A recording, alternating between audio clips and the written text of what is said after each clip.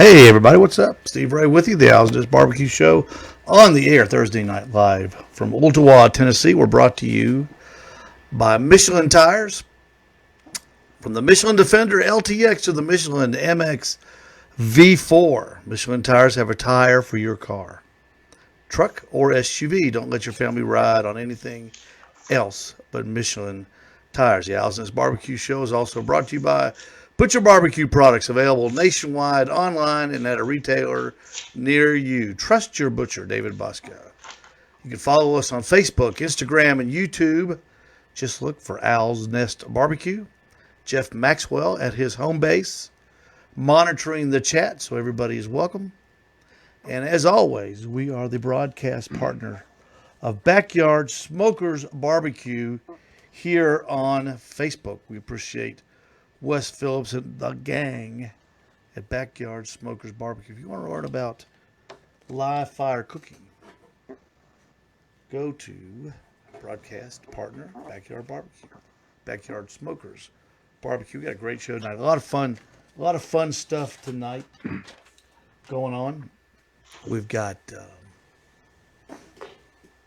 we got just two great guys. Matt Barber from WACHULA'S is with us. Ken Smith, our Nashville correspondent for the Owl's Nest Barbecue Show. Everybody always asks me, how come you got a guy in Nashville? Nashville is like the capital. Let me step back before I get emails. Steve Ray at srmo.us. Nashville is like becoming the capital of barbecue in the southeastern United States. I know, I said it. I can't believe I said it, but it's true. Ken, correct me if I'm wrong. It's true, isn't it? We got some good barbecue here, man. Ken Smith. That's for sure. And Matt Barber with us here tonight on the Owl's Nest Barbecue Show. Hold on one second, guys. I got to do one thing. Let's see. Let's start this. All right, everybody. Welcome to the Owl's Nest Barbecue Show. Ken Smith and Matt Barber. Hey, Steve. With us from, I had to start the podcast recording. We had to do it all over again. What's up, fellas? Everybody good? Yeah, man, I'm doing good. Matt, how you doing? Matt Doing Barber. pretty good. Good. Matt Barber coming to us from his new digs. Check out that background. He looks like he's overlooking Lake Pontchartrain somewhere. What lake is that? I'm on Gator. Oh, you're on Gator Hole. Just looking for. Yeah, lean up closer to that computer, Yeah, Matt, so we can hear you good. All right. There you go. But I was just hanging out, enjoying the view, enjoying the day. It was great tomorrow too. Just gonna get crappier on Sunday, but just chilling out for a little bit. Well, good for you. Hey, we're gonna get talking to you guys. We're gonna get a good Thursday night talk about barbecue since we can't do any contests yet. But you know, they're real quick, Matt. Which one are they doing in Florida first? Do you think?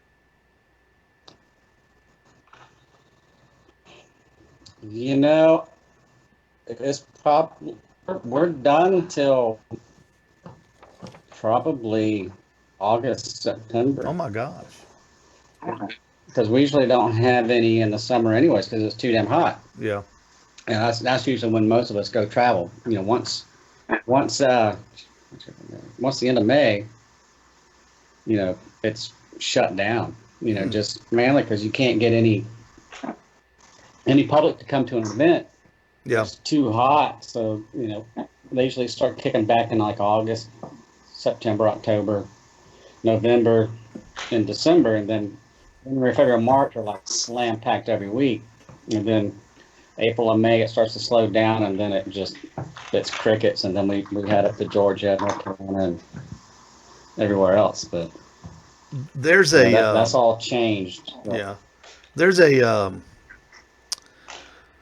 I want to say Northern Alabama is hosting a KCBS event within the next month, and they've already said they're going to go ahead and do it, and they've got all the social distancing and all that stuff in order. So we'll see. We'll just have to see. Before we go, Matt, talking about your addition to your sauce empire, your buddy here on the screen to your left, my right, Ken Smith. A few weeks ago, I was thumbing through Facebook and came across a beard contest, and I know, and yeah. and I thought, well, I got this one. Oh, I'm going to send in my money, and I said, I've got the guy, and Ken, you took the bait and entered it. And you tell us which you won one of the categories of it. Yeah, man. Yeah, I did. I sent my photos in. It's just a fun thing. It's a fundraiser. Those guys are doing up there at the 43rd Parallel barbecue team. Mm-hmm. They're in Milwaukee, Wisconsin. And so, yeah, I sent it in, and they had a live judging. The three guys introduced, the winners from their garage. Which is pretty cool. But they had some pretty heavy hitters, man, for judges.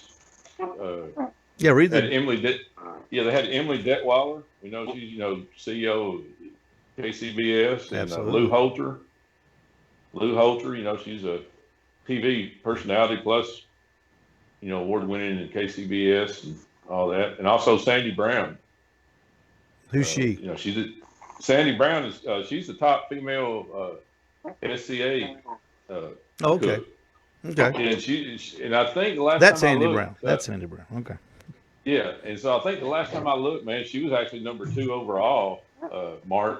Sometime in March, towards the end of March, maybe. But that's the last time I looked at it. So she was number 2. So she was right there in the running for number 1 overall, not just the female. So. And what category was it that you won? Well, what they did, man. Let me tell you this: as they got the what they did, they had the grand champion, and just like a regular contest, had the grand champion. They had the 4 categories, like the 4 meets.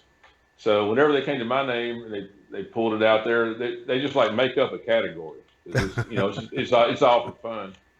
And the category they made up for my beard was what we with beards think we look like. Or no, what we with beards think our beards look like. Is what it is. Well, what was the prize pack that you won? Well, I'm still unclear on it exactly. They're still getting the prizes in, but they had some like smoker building manufacturing. I know they had a $100 gift certificate and. Like Northwoods grooming products, Samuel Adams beer, the Mad Canadian Barbecue Company, Interstate Batteries. So they have quite a few different prizes there, but it's not really about the prizes. It's about the money they raised for the Hunger Task Force there in Milwaukee. Yeah, well, Matt, while we were practicing for the show. When you were looking for some equipment, Ken and I were talking about all the neat things that have been going on online and social media that the different barbecue teams have done. Yeah. Have you gotten into any of them, Matt? Well, I wasn't some virtual contest. I guess it was a month or so ago. Mm-hmm. But I haven't done any like the online, taking pictures and doing those cooks. I haven't done any of that stuff. But I've been the only thing I've been doing online is pushing my stuff since my stuff rolled out this last 2 weeks. That's really the only online stuff I've been doing is just making posts, putting ads out, and pushing the sauce. But some friends of mine have done it, and some of the stuff looks great. It's going to be. I did cook last weekend. I had a few people over, and I cooked some more a couple of the times to take the dust off. But actually taking this break's been kind of nice. It's I'm getting really good at making sandwiches and mixed drinks. Yeah. So it's been a nice little break. But I'm looking forward to getting back to it though. That's for sure. So. I can open a can of Chef Boyardee now just with one hand. Just pop that top. Hey, talking about the sauces, you got now. Tell us about the the 3 new flavors you've got out, and what I like about it, you're calling it that they're called craft sauces. And what tell Ken and Oh I and yeah. the audience about that. Well, they're handcrafted gourmet sauces, and for me, uh, the microbrewery and that type of stuff kind of went with that phrase and took it. And I mean, they're still on fire with it. But that's how I've been making my sauces from the start. I mean, we're hand capping the jars. We do have a capping machine for some bottles, but not all. But we're touching those bottles 3-4 times. And it's and we're mixing it up. We're loading it by hand. We don't have machines weighing and dumping stuff out in elevators and conveyors and pipes and tubes. I mean, we're opening up the cans. We're dicing the onions. We're opening up the mustard. We're weighing out the spices, and it is a handcrafted micro sauce factory. I mean, it's as micro batch as you can be, and to me, I mean, our batches are like 50 gallons at a time. So, when we're shipping out, pallets of it, we've got tons of lot numbers in it because we're making it 50 gallons at a time, not 5,000 gallons at a time, like, some of the other places. So for me, it is a handcrafted artisanal gourmet product. And it's, I think it makes a difference, when you're hand stirring some stuff and you're checking the consistency, you're pulling out a cup and you're looking at making sure there's no bits and pieces that are too big and everything's mixed well and homogenized. And I mean, it's a bit of an art, and that's what I like about the barbecue process too. It's the artistic aspect of it. It's how the meat looks. It's the process. It's the layering of the rub. It's the color of the smoke. To me, it's almost like painting, but for me, making the sauces is like it's art. I mean, you're creating something from nothing, and it's one of the few things that I never knew I was good at. It just kind of turned out I was the idiot savant of sauces. So I've just kind of rolled with it. So what are the 3 flavors that you got in the handcrafted ones? Well, that's everything I do. I mean, those are just my new labels. Oh, okay. So yeah, all of that. I mean, everything I make, even the stuff I make for everybody else, it's still that same process. Mm-hmm. But I just notated. I just called that out on my label. It's. So I see you've got Chipotle. Grade. You got Chipotle. I think you've got one called was it Smoky? No, you pulled up some really old. Was that old stuff? You pulled up like a 2003 hot sauce bottle. But we'll just get rid of that. That's no problem. I'm going to come out with it again. But it's I've got a Chipotle hot sauce and a peach hot sauce and a cranberry apricot hot sauce that I made in the past, and I've had so many ups and downs in this business, and just kind of fell off. But I mean, they sold well when I made them, but I just had to reprioritize, my business plan a little bit. But I will be coming out with those hot sauces probably this fall. I'm going to revamp the packaging like I did for my barbecue sauces, and probably add a few more flavors of those. But the barbecue sauces that I have, I've got a competition blues, which is like a competition glaze type sauce. Mm-hmm. I've got a Hawaiian, a peach, a smoky, and a mustard. And those are all in my brand, and and I use them all in competitions, every single one of them. And that's kind of been my goal, was to, when I made the sauces first, and then I started competing. And I started competing to prove to some people that my sauces would win, because they didn't want to use mine, because they wanted to use, they put their class, and they had to use what they taught in the class. I'm like, well, I'm going to start cooking. I'm going to kick your ass. I'm going to show you my stuff. And you did, and you did. Team. How many times were you Florida Team of the Year? Yes, and I'm 2-time Florida Team of the Year. Yeah. So the hard part about that, it's you've got to be really good, but you've got to grind out every contest. I mean, if you miss a contest,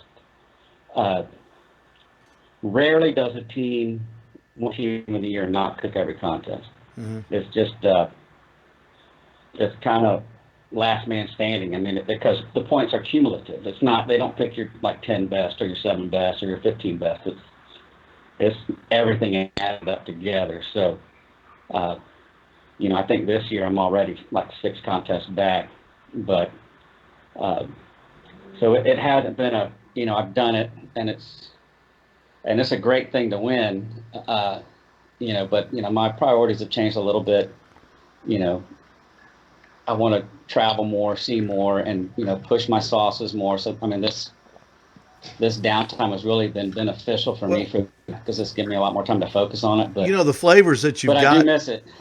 The flavors you've got, man, apricot, Hawaiian, the smoky, and you also have a line of salsas that kind of intrigue me. You're kind of like the outside of the box guy.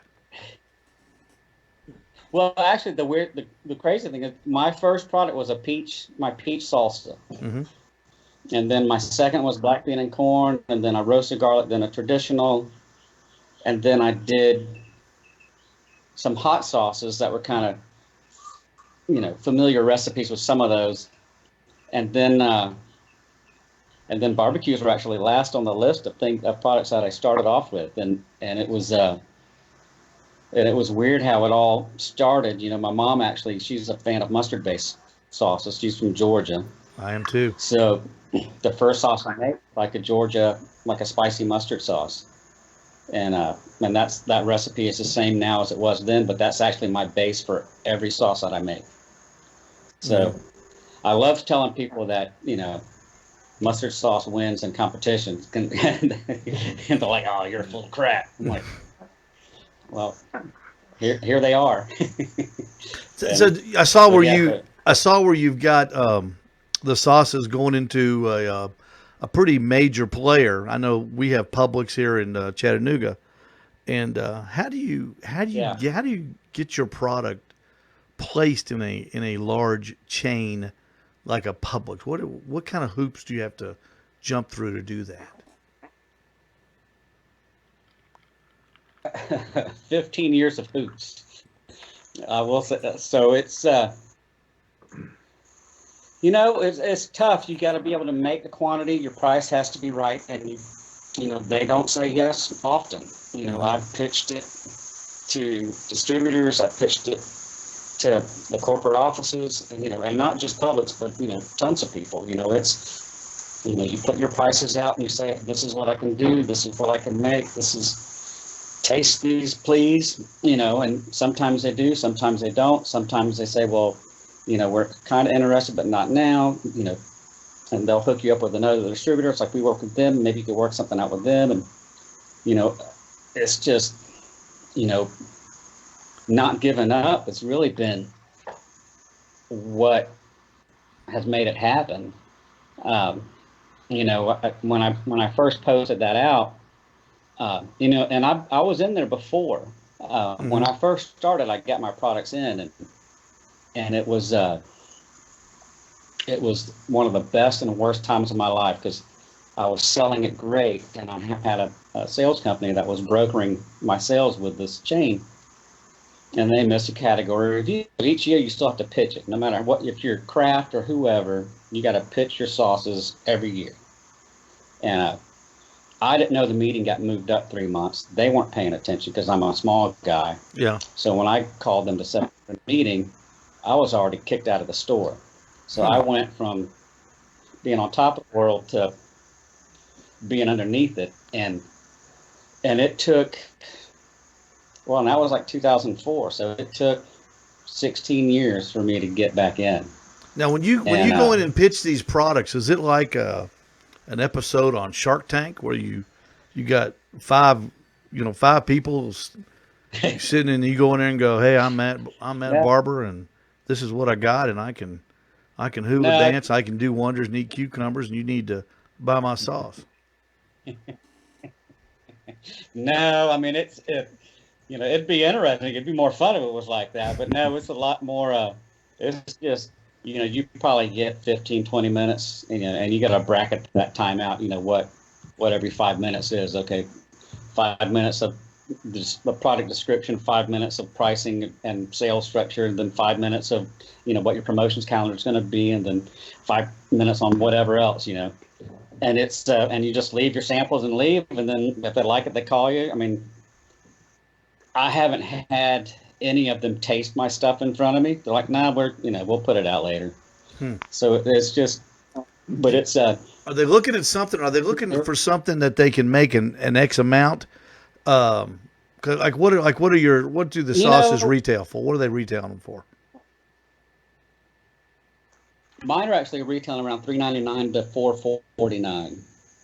So I'm not that far off. But where I'm at is the local section. So Florida is starting to promote smaller local businesses. So they've got a Florida section in the Florida stores for Florida made products. They've got a Georgia section in the Georgia stores for Georgia made products, and so on. They probably got a Tennessee section in some of the stores too. So they're doing their best to promote it and give smaller gourmet type companies a shot at the shelf, and which is great. I mean, it's a huge opportunity, and and the goal there is to be selling enough in that section to where you can get put on the regular aisle.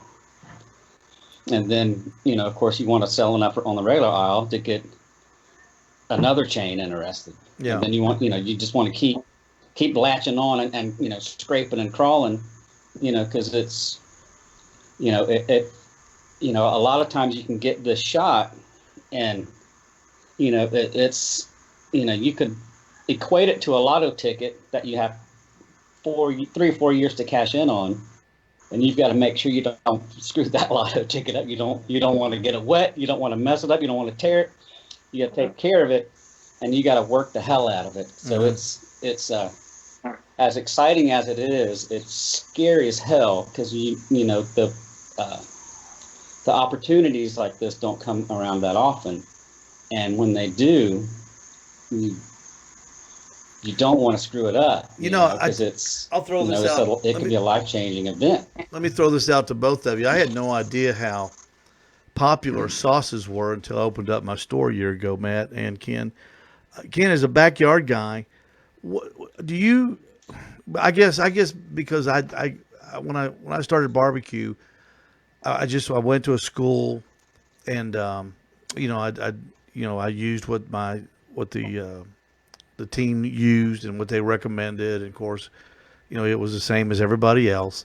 And I didn't really have a palate for sauce or an interest in different kind of sauces. And Ken, I'll say to you, when you're out just shopping for barbecue, do you look at more sauces or do you look at more rubs? Probably more sauces, actually, because I'm pretty much got all my rubs that I like. Mm-hmm. I don't vary from that too much, but just like Matt's got these craft sauces in, man. There's Matt, your business would fit in good in Nashville, man, because we have a lot of craft beer places here, and the people that's moved into Nashville, they like gourmet stuff and craft foods, hands-on stuff, just like what you're doing. But back to your question, the sauces is what I look at. Even like your Kroger and Publix, they have a lot of new ones in there that I've never even heard of. I've been trying those some here lately, but I'd like to try some of Matt's. I've never tried that. Before when I first got mine in, I didn't even think about the mustard base or vinegar based sausage. I was getting the other things, and then I said, I need some of that. I need some of these mustard, these Eastern Carolina stuff. So I got in Sassy's, I got in Rubs, I got in Yes Dear. I got another one in there too. What is it? There's somebody else's. But you talk about that mustard-based vinegar sauce.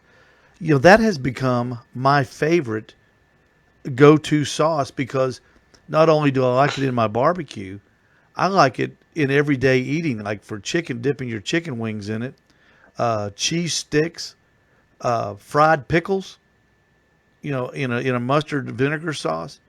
It's delicious. It to me it does. Now I know you could do the same with any other, like a sweet barbecue sauce, but I just think that the mustard vinegar thing, for my palate at least, is it satisfies me. And I didn't even know about it until I started selling sauces, and the number of people that come in and buy sauce at my store, it just blew me away. I'm not kidding. I just could not believe that sauce was that much more popular than rubs. But then you go to the store, that's me. I start doing my research after I open my store. Typical, the great retailer that I am. The sauce aisle at Publix is a lot bigger than the rub aisle. See what I'm saying? Yeah. So a light bulb went off in Yep. my head. I'm trying to reinvent the wheel. But Matt, you looks like you were kind of ahead of the. To me, you were ahead of the game. If you were back in '04, pushing this salsa and this rubs are in the sauces. I was too cool too soon. I I peaked too early, but hopefully I'm re-peaking, But somebody, a guy actually, is a guy up in Boston I make hot sauce for, and when I posted that out, when I first posted it out that we got into Publix, it was this took 15 years, and his quote on my page was it was like, failure cannot deal with persistence, or something. It was something like that, and it was. I've got it on my desktop, but I can't see it. But I copied that, and it was pretty fitting, because it was one of those things where it's like, yeah, I mean, I could have easily just given up. And it's like, okay, I'll just change my business plan and just go after this, or just, maybe I'll just stick with bottling other people's stuff, and maybe I'll just sell my stuff to small stores or a contest. But the fact that, I still pitched. I mean, I pitched it twice a year. Yeah. So it was a blessing, but it's it's still scary. You can either, when I always hear those, it took 15 years or it took 20 years. You can look at it two ways. You can always look at it as persistence, or sometimes I look at it. It depends on the product, Yeah. but sometimes I'll say, "Wow, this guy wasn't really very good at what he did. If it took him, 10 years to develop WD-40." That's why they call it WD-40, because WD 1 through 39 didn't cut it. So finally, Yeah. WD-40 was the magic. Was the magic lubricant, Well, and yeah, look where it is now. So, But there's a saying Well, that even like music. go ahead, I Ken. was saying there's a saying that I tell my son quite often is you hadn't failed until you quit, and you certainly proved that. You didn't quit. Yeah. There you are, man. Yeah. Well, Ken, It's musicians. They're in multiple bands and play forever, and then everything clicks and they got a hit, and it's like, wow, it's like this guy came out of nowhere. I'm like, well, this guy's been around for 20 years, playing gigs every night, but it just, that one thing happened that made it work. So yeah, John Prine said after 20 years, I was an overnight sensation. So you can, I guess, Matt, you can order on your website. Now, are you shipping to stores like mine? Can I put your rubs in my store? yeah, I mean, it's just for me, it's easier for me to ship it freight. Just for me to ship cases of bottles, Yeah, like that's the what I internet, our internet shipping, but shipping like 6 bottles in a box is fine. But shipping like 3 cases of 6 flavors and repacking those in other boxes, that's I'd rather just ship it freight. Yeah. So it's kind of like a 300-pound minimum. But no, I'd love to ship that stuff out as much as possible. And it's I sell it the same that I do to everybody. It just depends what your margins are. and I've where you need those I've to never be. tried your salsa. I've never tried your salsa. That really, the salsa really intrigues me. Oh, I guess I would tell you now that you have one of those 4 flavors will be the best damn crap you've ever had in your life, and it could be 3 of them.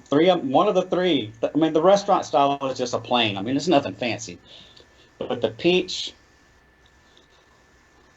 was the first one, so that's my favorite, and I like it because it's different. The black bean and corn is just, I mean, it's good on everything. I mean, baked potatoes, eggs, it doesn't matter. The roasted garlic, you can make pizzas with it. I mean, but yeah, one of those 3 you'll be like, damn it, what the hell? Where has this been all my life? Because that's, and those are what started this whole thing, and it's and from a business aspect too, you're going to empty that jar out in 40 minutes. It's going to be gone. You buy a sauce, a barbecue bottle, that might, unless you're at a contest, if you're at a contest, it's gone. But if you're buying for your house, it might last 2-3 weeks. But that jar of salsa, it's getting ate that minute, and then it ain't going back in the fridge. So the rollover for that and the repurchase is great. So, that's kind of why I've stuck with it, and I've still continued to make them. But and it's hard having time to make your own stuff when you make other people's stuff, and it's so some of this downtime has really helped me get some of my packaging stuff done. Because I'm doing the rubs. The rubs will be coming out soon, and I've got some salad dressings I want to do. So the non-contest thing has actually, helped me get off my butt a little bit as far as the. Well, Matt, is your background side. Is your background? Are you like? Do you have a culinary background? Because the things you make are, when you talk to people that make rubs and sauces, it's usually just barbecue rubs, barbecue sauces. There's not a lot of. There's no, they don't mention salsa. They don't mention salad dressing. Have you got some sort of a food background, like a professional background, or is this something you just dreamt up that ran with? Actually, my I tell you, I'm the Rain Man of sauces. But I was my background was actually I went to Savannah College of Art and Design. So my background is painting and illustration and graphic design. Okay. And so. I was an art director for a grocery store chain, designing packaging and stuff for them. So that's kind of what led me into what I do now, because I'm like, because I would make the peach salsa for friends and parties and Christmas parties and stuff, and now people said you should bottle it, and I'm like, oh crap, I'm a designer, I could design my own labels, and it just kind of grew from there. But well, you've got one of the coolest labels. You got a cool label. The hot Wachula. What is a Wachula? What is it? Yeah, where'd that name come from?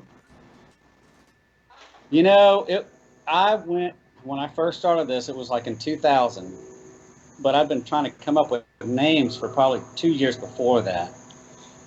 And this was before the internet, so every time I tried to do a trademark search, I was spending $1,500. Yeah. And that guy in Tampa was just cashing them checks. Yeah. So I'm like, what about this? About that? Nope. What about this? Because he was the only one that could look on the database and, or through the books or whatever the hell they did back then.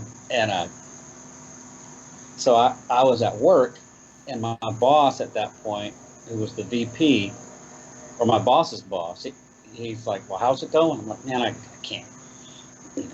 Trademark crap. I can't find a name. Everything I come up with is taken or something's close to it, and then And he's like, well, either make up a word or find a local or regional word to incorporate into it. Because then you could check, like the state corporation's, website, or, you could call them up. Is there anybody incorporated with this name or have a business with this name? And if you're good in the state, then the likelihood would be you're good nationwide, because if it's a regional word, nobody in Montana is going to have Everglades, whatever. So after that, I was thinking of names and, looking at road signs, and and it's a lot of Seminole words down here, and some of them are a little too hard to pronounce, but I mean, I went from like Fire Dog, Salsaholics. One of the names with Wachula, I shouldn't be saying this, it's going to come back and get me. One of the names with Wachula is actually a small town about 30 miles south of where I lived at that point. And that actually is a similar word for the call of a sandhill crane, the big gray birds with little red mohawks on them. Mm-hmm. And I'm like, it sounds spicy. So my first business name with Wachula was Fuzzy Wachula's. And I thought I could just have this scruffy guy with a beard, like Panama Jack with a scruffy guy, just hot, Fuzzy Wachula. And then I went to work and I was passing that name around, and this girl, she just made me like, sounds like balls. So Fuzzy Wachula just got shot down. I'm like, yeah. Damn it. Now, see, I wasn't thinking of male testicles when I heard it. See, something else popped into my mind when you say that Fuzzy Wachula. Wachula got popped out. So then, and it probably took 6 months, and I was actually at an Irish bar in Lakeland, and still bouncing off names to everybody, and it just hot Wachula's just kind of popped out there, and I'm like, okay, that works. That sounds spicy. We make spicy foods. I'm not pigeonholed into salsa or hot sauce or barbecue or this. It's kind of broad, so I'm not.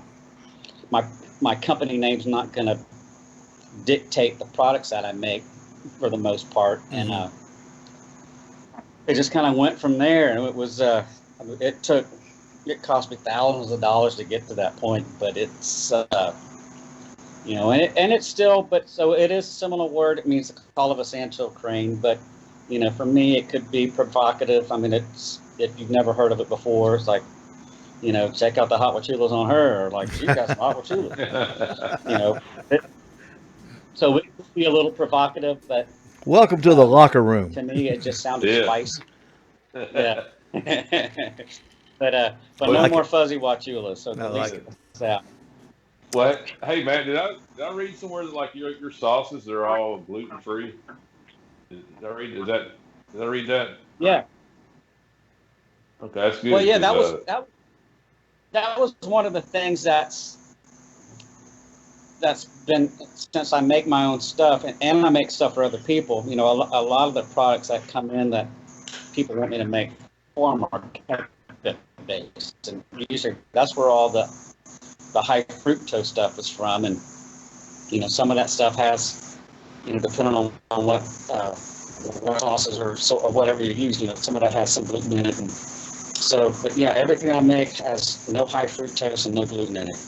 And I've actually redeveloped people's recipes to get the high fructose out, and at that point it's just me I've got a ketchup recipe that I can substitute and swap it out for their ketchup that they're using in the recipe. But it's an easy process, and it's just most people don't want to take the time to create their sauces from scratch from the start. And if you start a tomato paste and vinegar and sugar and this, you wouldn't have all those things. But the fact that I get so many people coming in, it's like, okay, I use a bottle of that and 2 bottles of that, and I thin it out with a bottle of that. What's it going to cost me? And I'm like, a crap load. It's going to cost you a crap load. It's, it's make your own recipe of that, make your own recipe of that, and, then you can figure it out. So it's, and I don't know how I got good at it, but I mean, it's, for some reason I've got good taste buds, and I've been able to like taste stuff and make it and copy it, and I've actually developed some sauces for a grocery store chain because they wanted copies of another sauce that sold well, and they want instead of private labeling it, they just had somebody else make it, and I formulated the recipes for them. But it's So I guess my fancy title for that would be organoleptic consultant. I think is the proper term for that, but I can't spell it, so I don't say it much. So, Well, he must have been good at it because you're sitting in front of but a big old it's swimming pool on the lake somewhere. Yeah, So no so kidding. good for you. Hey, well, Matt, what's the well, website? What's the I spent a website lot where of people can go to? R&D too. What's the website, Matt? So people can. What's that? What's your website so people can go look Oh, at your stuff? it's WACHULA'S.com. Okay, so that's easy. And spell So Wachula. it's got all of our sauces and hot sauce, not salt. Mhm. It's HOTWACHULAS.com. And you can look check out all of So it's Matt's. got all the barbecues, all the salsas, and it'll have some rubs on there probably in 2-3 weeks. So Good. we'll try and get those out here pretty soon. All right, let's shift into fourth gear here real quick, guys. Let's talk a little barbecue economics. Ken, we'll start with you. Matter of fact, we'll talk about population economics up in Matt. You probably haven't heard, or you may have. It depends on how much newspapers you read. John Cooper, the mayor of was it Davidson County? Yeah, Davis. Yeah, y'all have metro government, right? Yes, sir. Yeah, metro government up in Nashville. The mayor John Cooper proposed a 31% property tax increase. Was that across the board, Ken? Yes, yeah, man, sure is. And Yeah. and real quick, Matt, just to fill you in, Carrie Pringle rather. I know you know Carrie. He wrote a letter that he circulated on Facebook, and Ken, and share with everybody a little bit of what that letter said, because these were some just astronomical numbers that were being thrown Yeah. around. Yeah, well, Carrie, just give you just a little history real quick. Carrie owns the Peg Leg Porker, which is now it's in a trendy part of Nashville. It's called the Gulch. But he was one of the first ones in there to go in there and revitalize. He bought an old electrical building, their electrical contractor. And I think he paid $350,000. No, he paid $500,000 for the building and put $350,000 in it. Well, 4 years later, his business did so well, he put another $2 million in it. He added a second floor and did some other improvements. I don't know what else he did. But long story short, his taxes right now, his property tax has gone up 1,100%. So right now, he's paying $56,000 a year just in property taxes. Mm-hmm. And that's not, and so if they put this 32% on there or 31%, he's going to have, since he bought it 7 years ago, his property taxes is going up 1,600%. So at $72,000 a year for property tax. And so his property tax per month is going to be $6,000 just for the property tax, man. That's not the mortgage. That's not anything else. Expenses. So yeah, I know Nashville. I think about 100 people a day move to Nashville. I mean, it's one of the fastest growing cities in the country. What, Kenny, is it a lot of was it due mostly from the tornado damage, or is it from this shutdown? Is it a combination, or is it years and years of mismanagement of funds? Because I think this is going to be, and the reason I'm talking about this, Matt, is because, and Ken, the reason is, I think on the other side of this, it's what we're all in all of our communities are going to be facing. I mean, I don't think, everything's going to come back to roost, and I just think that everybody's going to be no matter where you live, you're going to be in for a shocker, because that's what hurts the most. Everybody says our income tax is going to go up. I hate that too, but nothing hurts you like a property tax, because when those guys go up, man, wow, that hurts.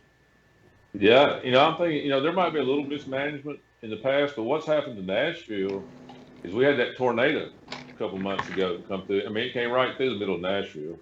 Had that, and then the COVID right behind it.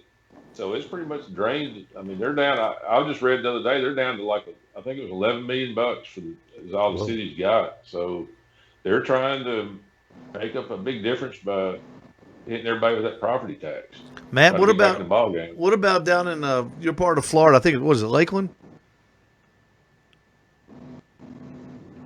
Imperial Polk County. Yes, I'm sorry, I forgot. Isn't that what's the situation there?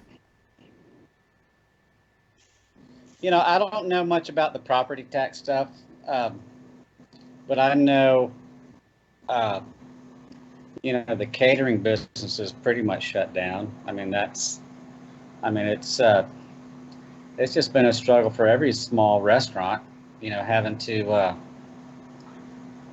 do takeout, and it's, the one thing that's tough is, a lot of the landlords and, the property owners are, you're getting that stay, from getting, evicted. But once that date pops, that courthouse is going to have a line out the door. Yeah. That people trying to evict people out. And it's not like these places are making money and not paying the rent. They're not. So in 3 months, they're not going to have 3 months of rent saved up. They don't. It's not like they're making the money to pad it up to be able to pay. And then most of the times once you're late. Yeah, that's going to be the thing. You're going to walk into a courtroom and said, I wanted to work, Judge. The county said I couldn't work, Judge. Now, how can I make money to pay this guy his rent or pay the bank my mortgage when it wasn't me, it was them? How's that going to play out? And I'm with you 100%. Everybody's playing nice right now. You keep hearing this. We're all in this together and all that crap. I'm looking around for the next guy to pay my house payment. Like, all right, who's going to pay it this month? Because we're all in this together, right? So who do I give it to? But I'm like you. I'm thinking when July 1st rolls around, kaboom! I think that's going to be the slap in the face. Yeah. Yeah, when the landlord's note is due, his tenants are going to pay. It's just how it's going to be. I know a lot of the caterers around here. They're setting up, food truck, or they're setting up on the corner. They're trying to do, whatever they can to keep money coming in, because you plan on a couple $1,000 every weekend for weddings and different things, and when that dries up, you try and diversify. So we'll get a food truck trailer set up, we'll go on this corner and sell food, and it's it's just tough. I feel I was in a weird position because we got notice that we were getting picked up in like the middle of February. So then a month after that, everything hit the fan, and it's like, and I'm thinking, well, how am I going to get, I didn't even know if I was essential at that point. Thankfully, since we made food and we were in the food chain and we were part of the Department of Ag, we kind of we snuck through as far as being an essential business. But even for us, it was, depending on what products I was making, I could go to Sam's usually and pick up a couple cans of this, a couple bags of that. And now it's like, well, no, you can only grab one can of ketchup. I'm like, well, crap, I need like 80 cans of ketchup. They don't have anything. So then you got to drive an hour away to somewhere else, and then it's like, you hear all these stories like where we can't find people to pick the tomatoes. They're plowing tomatoes under and rusting. All the schools that bought all this food, millions and millions of dollars worth of food. Trickle down economics works both ways. That's what a lot of people don't realize. So it works both ways. So then in 6 months, what's my tomato price going to be? What's my tomato paste going to be? What's my price tomatoes going to be? Will I be able to find any peaches at all? What is going to be? Is anything going to come in from out of the country at all? It's, my bottle prices are going to go up because most of those come from India or South America or China or somewhere. And I went into Walmart. And a lot of that is a lot of that stuff is contracted to from American glass companies, and they're having it made over there and brought in. So I'm in this struggle of should I buy as much as I can now and sit on it just so I know I have it, or do I risk it and wait and not be able to get it? And so it's a crazy time. I went into Walmart today. I've got a bubble machine that I put out at the gas station when I do events and stuff. It just blows bubbles. They don't have bubbles at Walmart. They're out. I said, where are the bubbles? He goes, we're out. I said, how can you be out of bubbles? I'm talking about, the big, you've seen the thing you get for your grandkids or your kids, the big gallon-sized bubbles. He goes, you can't get them. Nobody's working, man. And I said, you know what? You're right. Even, the bubble factory's not essential, so the bubble factory shut down. Yeah. So, all right, all right, we got to go to overdrive. Let's go to overdrive. You ready to talk about some Barbecue Hall of Fame? All right, let me read the 2020 9 semifinalists. These are courtesy of the Barbecue Central show we got yesterday. Bill Arnold, creator of Blues Hog Sauce. Joe Don Davidson, Oklahoma Joe's. Aaron Franklin, Franklin's Barbecue in Austin, Texas. The famous meathead of AmazingRibs.com. John Marcus, the creator of Barbecue Pitmasters and many other barbecue-type competition shows. Desiree Robinson of Cozy Corner Restaurant in Memphis. Rodney Scott over in Eastern Carolina, Whole Hog Barbecue. Darren Worth, that goes without saying, Smokey D's Barbecue. And Leanne Whippen, down in your part of the country, Matt. She has literally done it all in barbecue, and now has a restaurant down in Tampa, or it's either Tampa or what's down in Tampa. What's right next to it? It's in Tampa, yeah. Or St. Pete. You don't get them mixed up. I know that for sure. You get it mixed up, and you get emails. And people call you an idiot. So whatever it is down there. All right. Matt, we'll go with you first. Give me from this 9, the 3 people that will be inducted into the Barbecue Hall of Fame this year will be voted on by the current members of the Barbecue Hall of Fame. So I think there's 32 members. Some are deceased. I think their families get to vote. But however, that's who votes them in. And of these 9, only 3 will get in. And Matt, I will start with you. Give me your 3 who you think. So,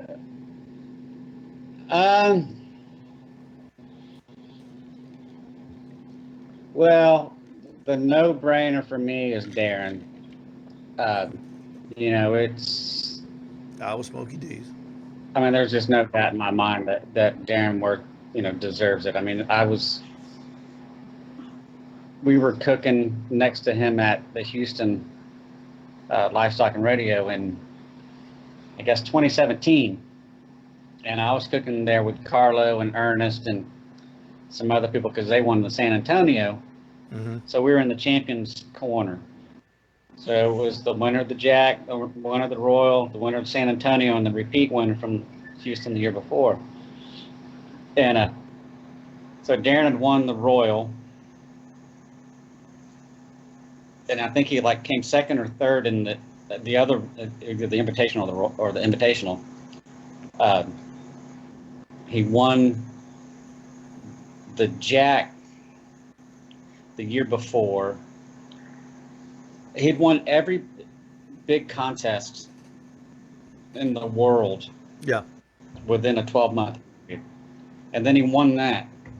And so for me, that's when you win every big contest within a 12, 16-month period, you're in. I mean, the likelihood of anybody ever doing that again in that time frame, I don't see it ever happening. Yeah, the only one he's still looking for is Memphis in May, I think. Yeah. All right, who's your second? He'll get it. Who's your second? Who's your second choice? I would say my second choice would be Aaron Franklin.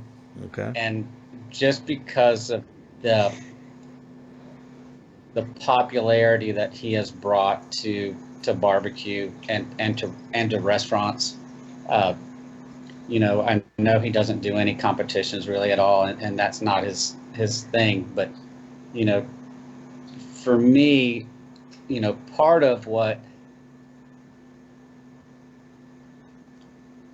I think, once you get to a certain level, or, if you consider yourself a professional pit master, part of your job to me is to promote the sport, to promote what is barbecue, to whether it's in how you carry yourself or how you talk to people or how you promote it, or what, if you travel, or, whatever you do, and I think he's done a lot for barbecue, whether it's, not competition stuff, but for restaurants and people's perception of what barbecue is.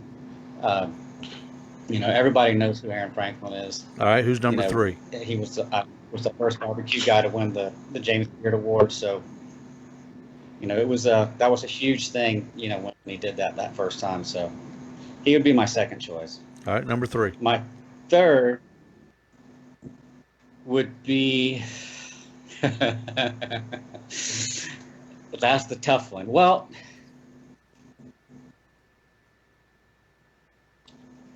no, it's not. I would still probably go with Bill Arnold. Okay. And because his sauce has meant so much to competition teams for so long, and from me being in the business, he is to barbecue sauce is what Tabasco was to hot sauce. To me, he was early in, and he was one of the first, and he's for years, and even still now, unless you're using my stuff, I mean, you got to use his stuff. And it's just one of those things. Everybody knows who he is, and from a competition aspect, to have been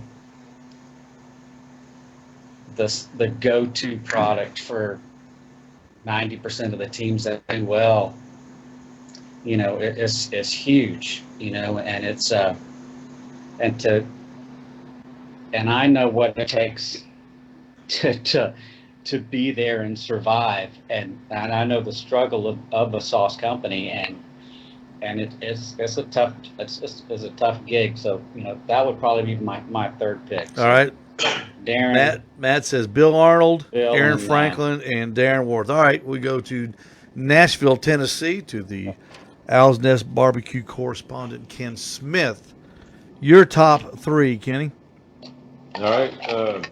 My top 3, first one's going to be Aaron Franklin. Okay. Pretty much for a lot of the same reasons that Matt just said, because I work with a lot with some younger guys, anywhere from 18 to probably mid to late 20s. Teach them, just the basics of barbecuing. I'm just a backyard griller, but I've been doing it a long time, so I'm helping these guys get started. And almost every time I ask them if they ever watch anything on YouTube, all the young guys ask me if I've heard of Aaron Franklin. That's like the first thing out of their mouth. So he's helping to promote it toward to the younger guys trying to get started in all this. All right. Plus videos and all that good stuff. He's awesome, man. And then number 2 is going to be another one he had, Bill Arnold. Because I've been, I'm an old dude, man. I've been grilling for a long time, but only about the last 3 or 4 years have I really tried to up my game, and I started using Blues Hog. And with that Blues Hog, man, it's been a game changer for me, because I can try a sauce that's a new sauce. If I don't really like it, man, I dump a little bit of that Blues Hog in there, and it makes it pretty good. Either the red or the regular Blues Hog or Smoky Mountain, whatever it is. I can usually doctor it up where it's pretty darn good. So I like Bill Arnold. That stuff does taste good. All right, who's 3? Yeah, man. Yeah, this is one because I told you I was trying to up my game 3 or 4 years ago, and but anyway, Meathead. I mean, with that website he's got, man, you can go in there. I don't know how many hits he's got on that website, but you can go in there and you can learn anything you want to. The science of the meat, techniques, just about anything. So, yeah, so that's my three right there. All right, Jeff Maxwell, my chat room moderator, he's saying Darren, Aaron, and Meathead. Trish Hines, Sassy's Barbecue. You probably know her, Matt. She's saying Aaron Franklin for sure. Okay, I'm gonna give you mine, and I'm gonna tell you who should go in. Now, this might not be who will go in, but this is who should go in. Number one is Meathead. Okay, he has done more for getting people started into barbecue, keeping their attention for the longest time. I mean, he was on the internet when we didn't know what the internet was, with his website Amazing Ribs. The second is going to mine is going to be John Marcus. He's the reason that most of us, not you two, but people like me, got into the barbecue world from watching Barbecue Pitmasters. Matt, you are a benefactor of that, sort of a second generation, having appeared on Smoked. Yeah. With Jim Elser, with my favorite Smoked episode of all time. He also people don't realize the shows that he did before the popularity of Barbecue Pitmasters. He Leanne has been on television a lot longer than than just being on Pitmasters. Ray Limpy, Dr. Barbecue. I mean, he was the king of the early John Marcus shows. Nobody beat Ray.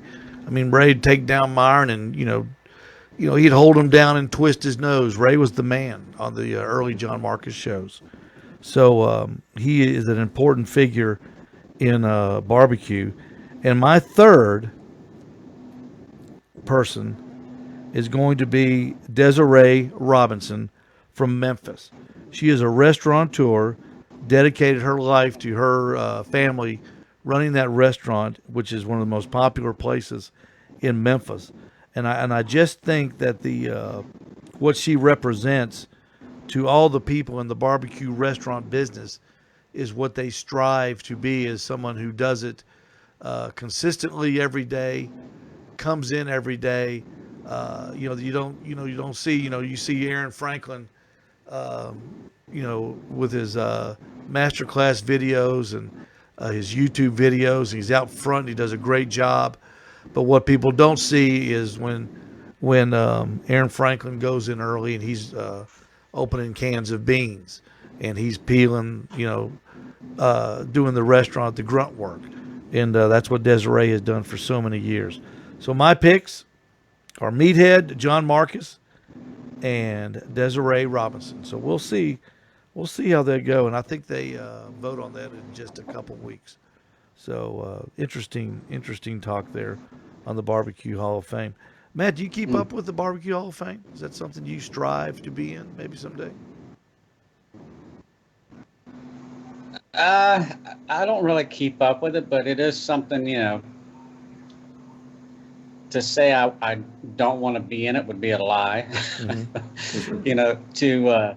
To be considered for it would be an honor, but that is something that you would definitely want to strive for. I mean, we, down in Florida, we have our own Florida Barbecue Hall of Fame, and are you in it? Of course, it'd be, are you in it? At some point to be, Rub got put in last year or the year before last. So, it's always an honor to get, to have your peers, vote on you and consider you to be, worthy of a status like that, so of course it would definitely be a goal. I would not turn that down any day, and it's, the one thing, like when I was on after I got the brisket at the Royal, it's like my name's on that wall now, mm-hmm. So it's, it's always, having something that lasts longer than you is always Ken, just in case Always real you meaty. didn't know, Ken, last year it's a Royal Matt won the brisket category. Was it the which one was it? The Open or the Invitational? Matt It was the invite. is the invite. He had a 180 on So- brisket. Perfect score on his brisket. Wow. That's And what amazing. kind of brisket was that, Matt? A It was an A9 from the butcher shop. from the butcher shop, Kevin. And his Butcher son. shop, Yes, yeah. sir. Australian Wagyu. So it was pretty. The weird thing, well, I think I talked about my brisket the second day was twice as good, but I got hammered on it. But that's just how it rolls. But You got to cook You know, good food, but you got to cook Yeah, good any- food and get on a good table. right, you got to be good, and you got to be lucky. So, Good and lucky. but yeah, it's an honor for all those people to be nominated. So it's that should be everybody's goal. In the sport to carry themselves and do well enough that their peers feel that they're that they're deserving of something of that stature, which is a huge honor. And of course, congrats to everybody that got nominated. I think it's great. Hey, fellas, thank you so much. We got to roll. I sure appreciate your time Hey, and your talent.